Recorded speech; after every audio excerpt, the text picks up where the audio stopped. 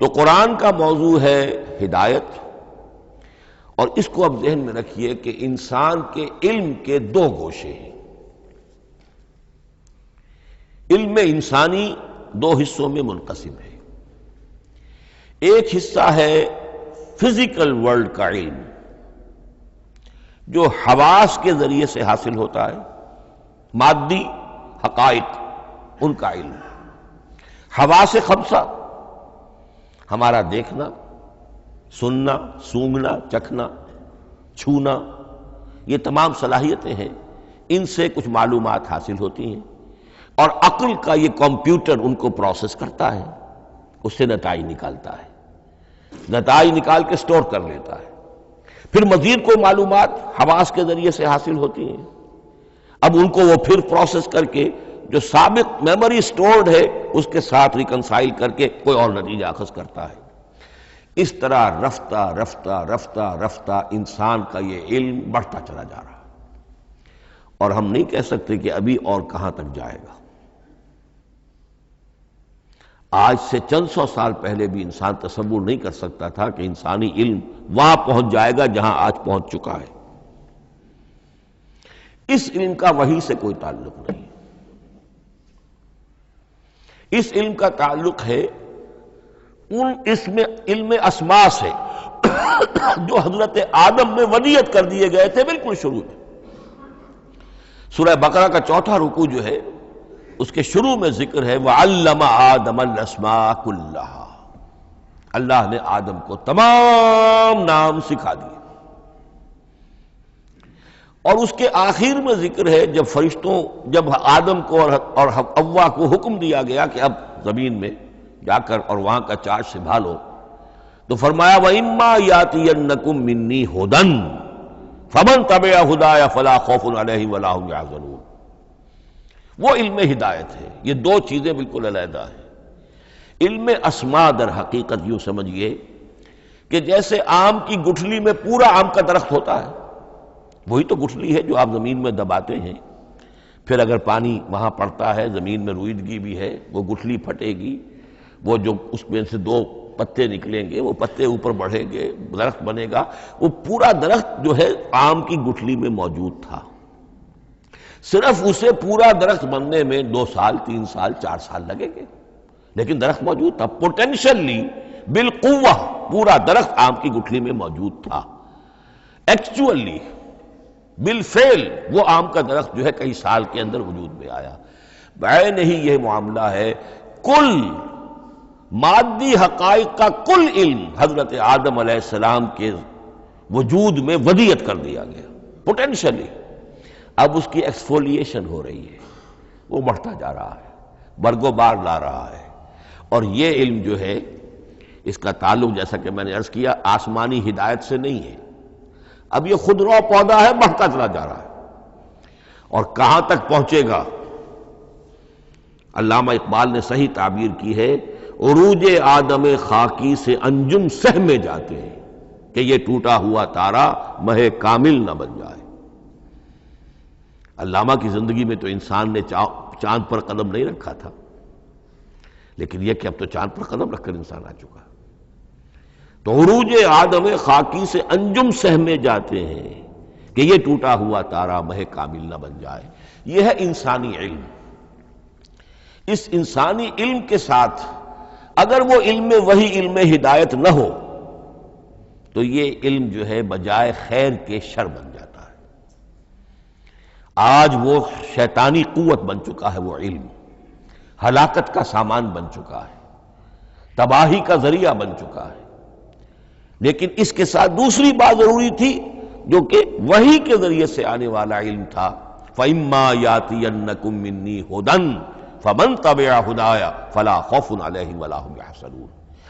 یہ علم الہدایت جو ہے یہ در حقیقت قرآن حکیم میں آ کر مکمل ہو گیا ہے۔ اس کے لیے بھی میں چاہتا ہوں کہ بات آپ سمجھ لیں، اس میں جو ارتقاء ہوا ہے، پہلی کتابیں نازل ہوئیں ان میں بھی ہدن تو تھی، کل بھی میں نے آپ کو آیت سنائی تھی سورہ مائدہ کی، انا انزلنا التوراۃ فیہا ھدی و نور، ہم نے تورات نازل کی تھی، اس میں ہدایت بھی تھی، نور بھی تھا۔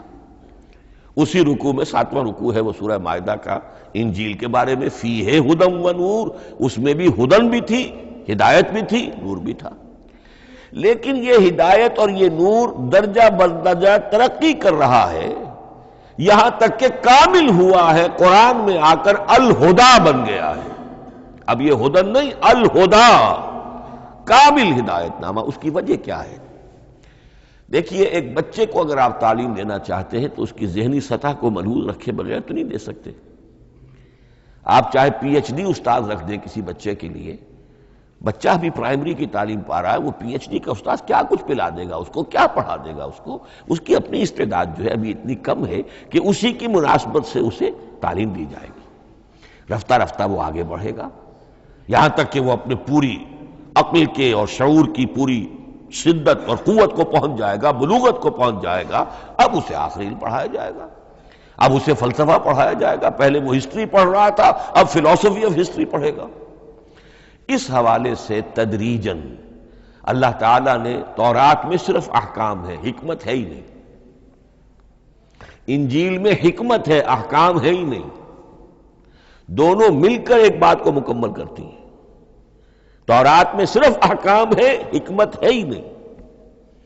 جیسے کہ میں نے عرض کیا تھا، بچے کو آپ بتا دیتے ہیں بھئی روزہ ٹوٹ جاتا ہے اس طریقے سے، روزے کا مطلب یہ ہے اب دن بھر کھانا کچھ نہیں ہے، چاہے بچہ ابھی 6 سال کا ہے، 7 سال کا ہے، 8 سال کا ہے، آپ بتا رہے ہیں احکام تو دے دیے جائیں، یہ کرو یہ نہ کرو، یہ ڈوز ہیں یہ ڈونٹس ہیں، تو احکام عشرہ، دی 10 commandments، احکام دیے گئے، حکمت نہیں۔ ابھی حکمت کا تحمل ان کے لیے ممکن نہیں تھا، ابھی وہ عہد طفولیت ہے نوع انسانی کا۔ یوں سمجھیے کہ آج سے 3500 سال قبل کا انسان، 1400 قبل مسیح میں تورات دی گئی ہے حضرت موسیٰ علیہ السلام کو، اب یہ 2000 مسیح آنے والا ہے تو 3400 سال پہلے کی بات ہے، تو انسانی ذہن ابھی جس سطح پر تھا، یہاں تک کہ 2000 سال پہلے حضرت مسیح علیہ السلام کے بھی الفاظ انجیل میں موجود ہیں، اب بھی موجود ہیں۔ اپنے حوارین سے آپ نے فرمایا تھا ابھی مجھے تم سے اور بھی بہت سی باتیں کہنی تھیں، مگر ابھی تم ان کا تحمل نہیں کر سکو گے، جب وہ فارقلیت آئے گا تو تمہیں سب کچھ بتائے گا۔ یہ پیشین گوئی تھی محمد الرسول اللہ صلی اللہ علیہ وسلم۔ ابھی تم تحمل نہیں کر سکتے، ابھی 600 برس اور چاہیے تمہاری ذہنی بلوغت کے لیے۔ تو الہدا مکمل ہوا ہے قرآن حکیم میں آ کر۔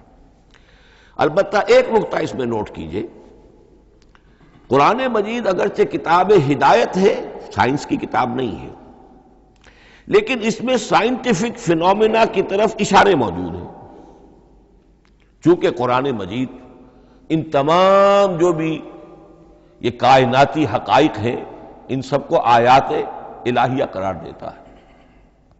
ان فی خلق السماوات والارض واختلاف اللیل والنہار والفلک التی تجری فی البحر بما ينفع الناس وما انزل اللہ من السماء من ماء فاحیا به الارض بعد موتها وبث فيها من كل دابة وتصريف الرياح والسحاب المسخر بين السماء والارض لآیات لقوم یعقلون۔ یہ سب نشانیاں ہیں اللہ کی، اللہ کی قدرت، اللہ کی عظمت، اللہ کے علم کامل، اللہ کی حکمت بالغہ، سب نشانیاں۔ تو یہ جو فزیکل فینومینا ہے ان کی طرف قرآن ریفر کرتا ہے۔ بعض حقائق وہ ہے کہ جن کا تعلق اسٹرانومی سے ہے، کل فی فلک یسبحون، یہ تمام اجرام سماویہ جو ہیں یہ اپنے اپنے مدار میں تیر رہے ہیں، معلوم ہوا ہر شے حرکت میں ہے۔ انسان پر تو ایک دور ایسا گزرا ہے وہ یہ سمجھتا تھا زمین ساکن ہے اور سورج حرکت کر رہا ہے، پھر ایک دور آیا کہا نہیں نہیں، سورج ساکن ہے، زمین حرکت کرتی ہے، اس کے گرد چکر لگاتی ہے، اور آج ہمیں معلوم ہوا ہر شے حرکت میں ہے، ہر شے۔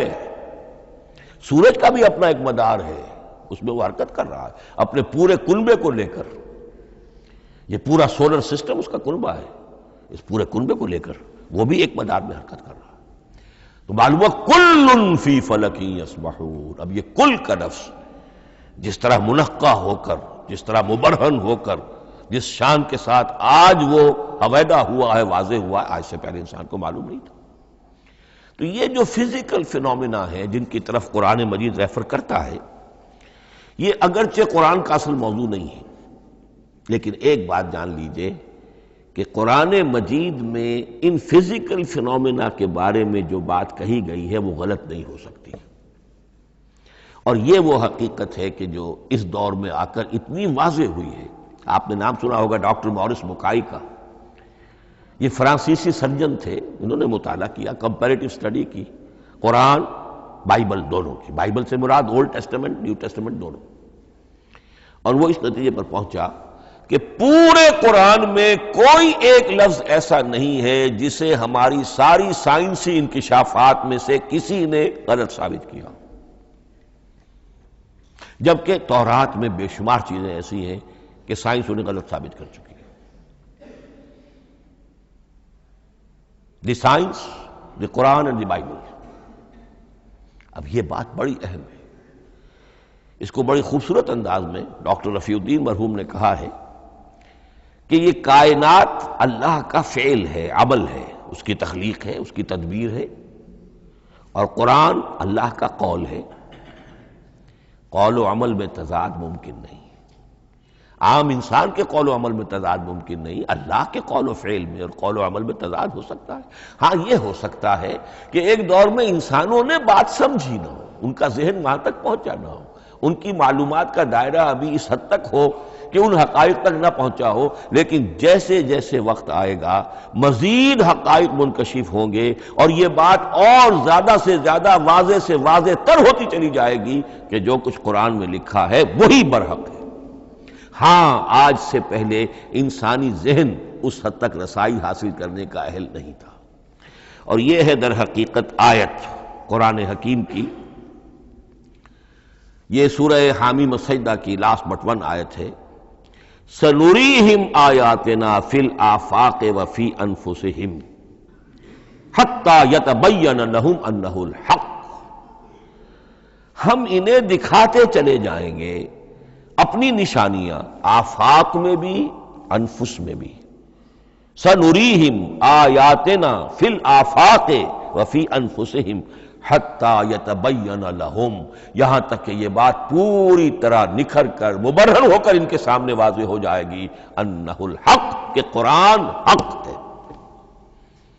اور اسی کی حقیقت جو ہے، جیسا کہ میں نے عرض کیا، ایک تو مورس بکائی کو ذہن میں رکھیے، اور ایک اور شخص کینیڈا میں ایک بہت بڑا ڈاکٹر ہے کہ جو ایمبریولوجسٹ ہے، اور اس کی جو ٹیکسٹ بکس ہے جو ایمبریولوجی پر، علم جنین، یعنی رحم مادر میں جو بچے کی پرورش ہوتی ہے، کیسی ہوتی ہے، کن کن سٹیجز سے گزر کر ہوتی ہے، یہ علم جنین یا ایمبریولوجی، تو سٹینڈرڈ ٹیکسٹ بک ہے دنیا میں اس کی، ڈاکٹر کیتھل مور کی۔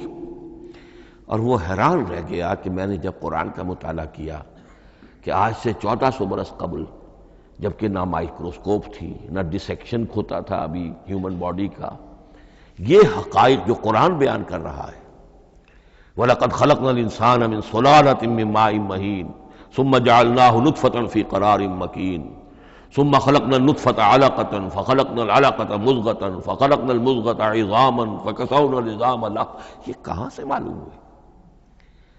اور واقعہ یہ ہے کہ اس سے زیادہ صحیح تعبیر ممکن نہیں۔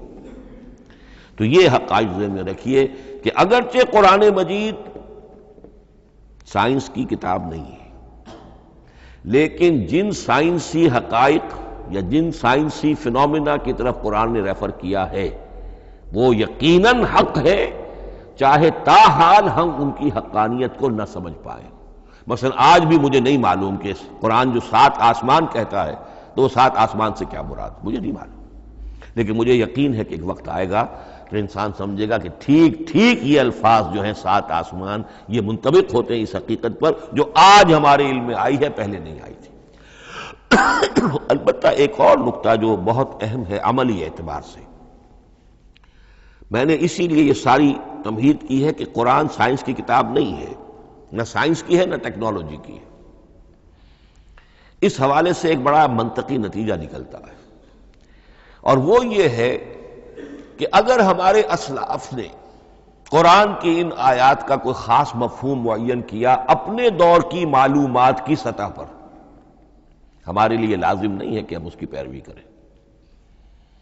سائنسی فینومینا کو جو سائنسی ترقی ہو رہی ہے اس کے حوالے سے سمجھیں گے یہاں تک کہ اب آخری بات عرض کر رہا ہوں، خود حضور کا فرمان بھی اس میں قطعی نہیں ہوگا۔ یہ بات بہت ثقیل اور گراں گزرے گی بہت سے لوگوں پر۔ سائنس اور ٹیکنالوجی میں اگر حضور کی کوئی حدیث بھی سامنے آ جائے تو اس کو بھی ہم کوئی دلیل قطعی نہیں سمجھیں گے۔ اس کی وجہ کیا ہے؟ ایک واقعہ بہت اہم ہوا حضور کی زندگی میں۔ حضور جب ہجرت فرما کر تشریف لائے مدینہ منورہ، تو آپ کو معلوم ہے کہ حضور کی پیدائش مکے کی، ساری زندگی آپ نے وہاں گزاری۔ وہ وادی غیر ذی زرع ہے، وہاں کوئی پیداوار، کوئی زراعت، کوئی کاشت ہوتی ہی نہیں تھی۔ آپ کو کوئی تجربہ سرے سے نہیں تھا۔ ہاں تجارت کا تجربہ تھا، بھرپور تجارت کی تھی۔ یہاں آئے تو آپ نے دیکھا کھجوروں کے سلسلے میں انصار مدینہ تعبیر نخل، وہ اس کا ایک اصطلاح ہے۔ کھجور ایک ایسا پودا ہے جس کا ایک فیمیل فلاور ہوتا ہے اور ایک میل علیحدہ۔ اب میل فلاور اور فیمیل فلاور ان دونوں کو قریب لے آئیں تو اس سے اس بات کا زیادہ امکان ہو جاتا ہے فرٹیلائزیشن ہو اور پھل بنے اور زیادہ آپ کو پھل حاصل ہو، فصل زیادہ ہو۔ اگر وہ فاصلے پر رہیں گے تو ہو سکتا ہے کہ اس کا امکان کم ہو، تو وہ ان کو قریب جوڑ دیتے تھے۔ حضور نے دیکھا تو آپ نے فرمایا کہ آپ لوگ ایسا نہ کریں تو کیا ہے، یعنی نیچر جو ہے، nature can take care of it self, آخر فطرت ہے، فطرت نے یہ ساری چیزیں بنائی ہیں، آپ ایسا نہ کریں تو کیا ہے۔ صرف یہ کہا آپ نے روکا نہیں، لیکن ظاہر بات ہے صحابہ کرام کے لیے رضوان اللہ تعالی علیہ مجمعین حضور کا اتنا کہنا بھی گویا کہ حکم کے درجے میں تھا۔ انہوں نے اس سال وہ کام نہیں کیا، فصل کم ہو گئی۔ اب وہ ڈرتے ڈرتے جھجکتے جھجکتے حضور کی خدمت میں آئے۔ حضور آپ نے فرمایا تھا ہم نے وہ نہیں کیا، تعبیر نخل اس سال نہیں کی ہم نے، فصل کم ہوئی ہے۔ آپ نے فرمایا انتم اعلم بامور دنیاکم، اس کا ایک ایک لفظ یاد کر لیجئے، انتم اعلم بامور دنیاکم، اپنے یہ دنیاوی اور مادی معاملات میں تم زیادہ تجربے کار ہو، تم زیادہ حقائق سے واقف ہو۔ میں عالموں کا لفظی ترجمہ یہاں کرنا جو ہے اس کی جرت مجھے نہیں ہو رہی، تم زیادہ واقف ہو ان چیزوں سے، میں یہ چیزیں سکھانے نہیں آیا۔ آپ ٹیکنالوجی پڑھانے نہیں آئے تھے، آپ طب سکھانے نہیں آئے تھے، آپ کوئی اور سائنس پڑھانے نہیں آئے تھے، ورنہ تو ہم شکوہ کرتے کہ آپ نے ہمیں ایٹم بم بنانا کیوں نہیں سکھا دیا پہلے ہی۔ نہیں، یہ موضوع ہی نہیں ہے۔ قرآن کا موضوع معین ہونا چاہیے۔ قرآن کا موضوع انسان کی ہدایت، اس ہدایت کے لیے جس قدر اس کو ضرورت ہے علم کی کہ وہ جو یہ فزیکل فینومینا ہیں ان کے حوالے سے بھی ہدایت حاصل کرے، اس حد تک ان کا تذکرہ ہے۔ لیکن یہ یقین اور ایمان ہونا چاہیے کہ قرآن مجید کے الفاظ میں جو شے مضمر ہے وہ کبھی غلط ثابت نہیں ہوگی۔ یہ ہو سکتا ہے کہ قرآن کی کسی آیت کا کوئی مفہوم ہمارے اسلاف نے 1000 برس پہلے یا 600 برس پہلے سمجھا ہو اور وہ مفہوم غلط ثابت ہو جائے، وہ ایک علیحدہ بات ہوگی، لیکن قرآن مجید کا ٹیکسٹ جو ہے اس کے اندر کہیں ایسی بات نہیں آ سکتی۔